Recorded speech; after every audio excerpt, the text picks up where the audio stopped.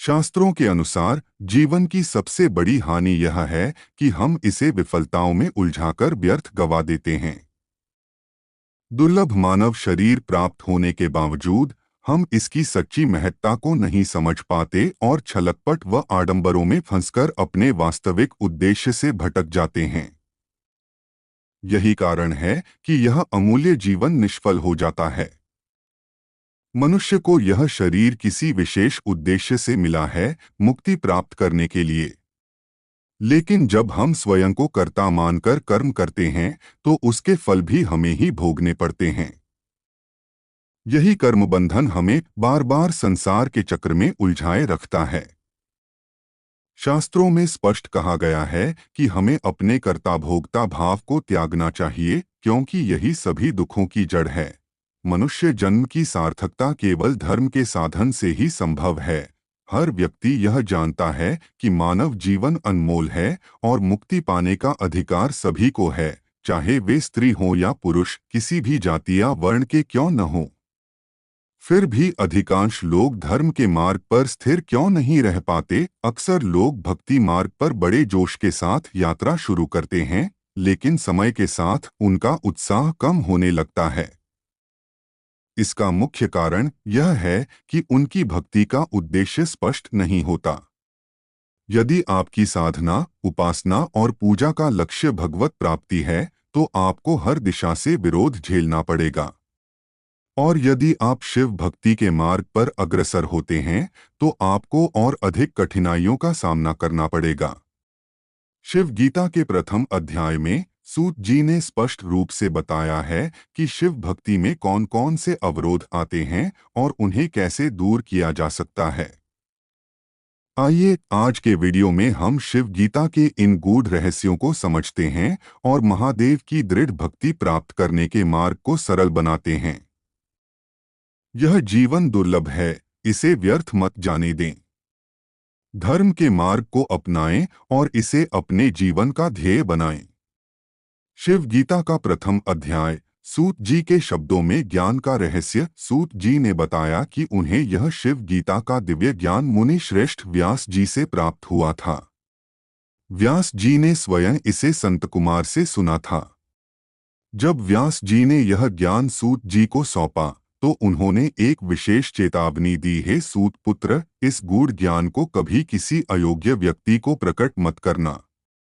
यदि तुम ऐसा करोगे तो देवता कुपित होकर तुम्हें शाप देंगे। सूत जी ने यह सुनकर आश्चर्य व्यक्त किया और व्यास जी से पूछा, देवता इस ज्ञान के प्रसार से असंतुष्ट क्यों होंगे? व्यास जी ने तब विस्तार से उत्तर दिया, जिसे जानकर शिव गीता के गहरे रहस्यों का उद्घाटन होता है।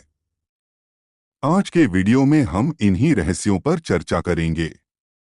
देवताओं के विरोध का रहस्य। देवताओं की नाराजगी का कारण। व्यास जी ने कहा कि देवता उन गृहस्थ भक्तों को अत्यंत प्रिय मानते हैं जो नित्य अग्निहोत्र, यज्ञ और अन्य कर्मकांडों का पालन करते हैं।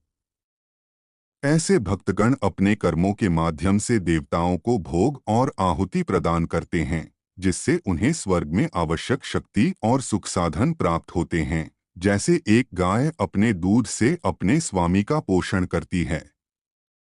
यदि कोई गृहस्थ अपने कर्तव्यों को छोड़कर यज्ञ कर्म से विमुख हो जाए और शिव भक्ति में लीन हो जाए, तो देवता स्वयं को उपेक्षित और वंचित अनुभव करने लगते हैं। यह उनके स्वार्थ से जुड़ा हुआ विषय है, क्योंकि वे कर्मकांडों से प्राप्त होने वाली आहुति और भोग से वंचित हो जाते हैं। देवता शिव भक्ति से भयभीत क्यों होते हैं? व्यास जी ने आगे बताया कि शिव भक्ति का मार्ग साधक को किसी भी बाहरी कर्मकांड में नहीं बांधता। शिव भक्त न केवल यज्ञों और कर्मकांडों से दूर हो जाता है, बल्कि देवताओं के लिए होने वाली आहुति देना भी बंद कर देता है। इससे देवताओं के प्रत्यक्ष और अप्रत्यक्ष स्वार्थ की उपेक्षा होती है, जिससे वे क्रोधित हो जाते हैं और कभी-कभी साधक के मार्ग में बाधाएं उत्पन्न करने लगते हैं। शिव भक्ति में आने वाली कठिनाइयाँ। शिव गीता में वर्णित है, देवता केवल प्रत्यक्ष रूप से विरोध नहीं करते, बल्कि वे गृहस्थ के जीवन में प्रवेश कर उसके परिवार, पत्नी, पुत्र और अन्य संबंधियों के माध्यम से भी उसे शिव भक्ति से विचलित करने का प्रयास करते हैं। आत्म जो साधक इन विरोधों से घबरा जाता है, वह धीरे धीरे शिव भक्ति से दूर हो जाता है। शिव भक्ति और मूर्खता की परिभाषा व्यास जी ने स्पष्ट किया। जो व्यक्ति अवरोधों के भय से शिव भक्ति को छोड़ देता है, वह मूर्ख है। ऐसे लोगों को न तो शिव कृपा प्राप्त होती है, न ही वे सच्चे भक्ति के आनंद का अनुभव कर पाते हैं। शिव भक्ति एक निडर और दृढ़ साधना है, जिसमें बाहरी और आंतरिक बाधाओं को पार करने का साहस चाहिए। जो व्यक्ति सच्चे हृदय से महादेव के चरणों में समर्पित हो जाता है, उसे यह मार्ग कठिनाइयों से भरा होने के बावजूद शिव की कृपा का अनुभव कराता है। शिव गीता का संदेश। शिव गीता केवल एक ज्ञान ग्रंथ नहीं है, बल्कि यह भक्ति और समर्पण की कठिन परीक्षा भी है। जो व्यक्ति शिव भक्ति को अपने जीवन का आधार बना लेता है और हर बाधा को पार करता है, वही सच्चा शिव भक्त है।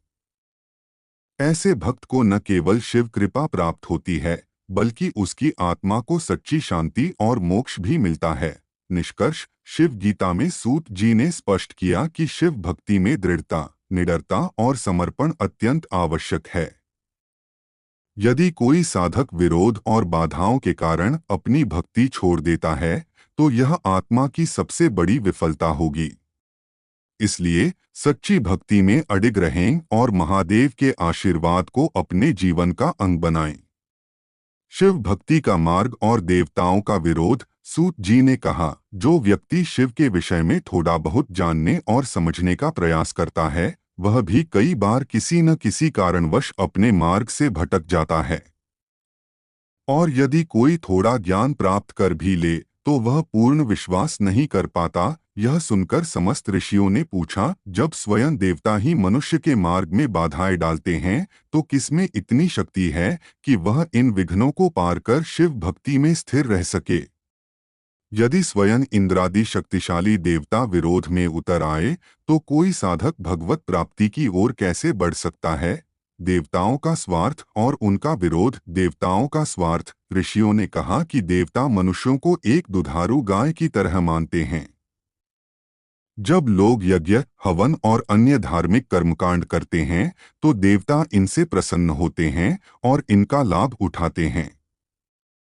लेकिन अगर कोई व्यक्ति इन कर्मकांडों को छोड़कर भगवान की भक्ति के मार्ग पर बढ़ने लगता है, तो देवता असंतुष्ट हो जाते हैं। वे चाहते हैं कि मनुष्य हमेशा उनके लिए कर्म करता रहे, क्योंकि इसी से उन्हें स्वर्ग में सुख और आनंद मिलता है। जब कोई व्यक्ति शिव भक्ति की ओर बढ़ता है, तो देवता बाधाएं खड़ी करने लगते हैं। यह विरोध कई बार हमारे अपने ही परिवार और मित्रों के रूप में आता है, जैसे माता-पिता, भाई, पुत्र या मित्र, जो हमें भक्ति से रोकने का प्रयास करते हैं। सूत जी का उत्तर। सूत जी ने कहा, जब करोड़ों जन्मों के पुण्य जागृत होते हैं, तभी मनुष्य के भीतर सच्ची शिव भक्ति उत्पन्न होती है। सच्ची शिव भक्ति की पहचान। जब किसी के भीतर सच्ची शिव भक्ति जागती है, तो उसमें ये परिवर्तन आते हैं। वह मनोकामनाओं और इच्छाओं को त्याग देता है। अब वह केवल शिव जी की भक्ति में लीन रहता है और अन्य देवताओं की पूजा से मुक्त हो जाता है। वह समर्पण की भावना से कर्म करता है। उसे यह ज्ञान हो जाता है कि शिव ही इस जगत के स्वामी हैं और वह स्वयं शिव का सेवक है। वह जो कुछ भी करता है, केवल शिव जी की प्रसन्नता के लिए करता है।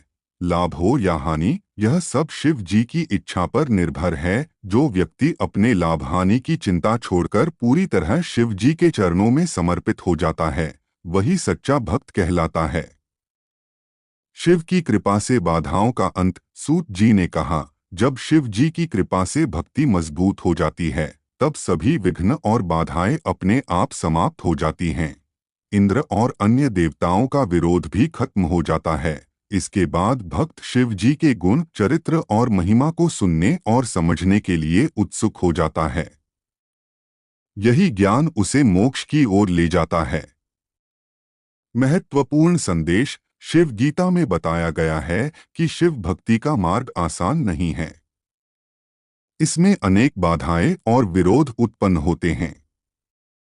लेकिन जो व्यक्ति पूरी निष्ठा और धैर्य के साथ इस मार्ग पर चलता रहता है, वह अंततः शिव जी की कृपा से सभी कठिनाइयों को पार कर लेता है।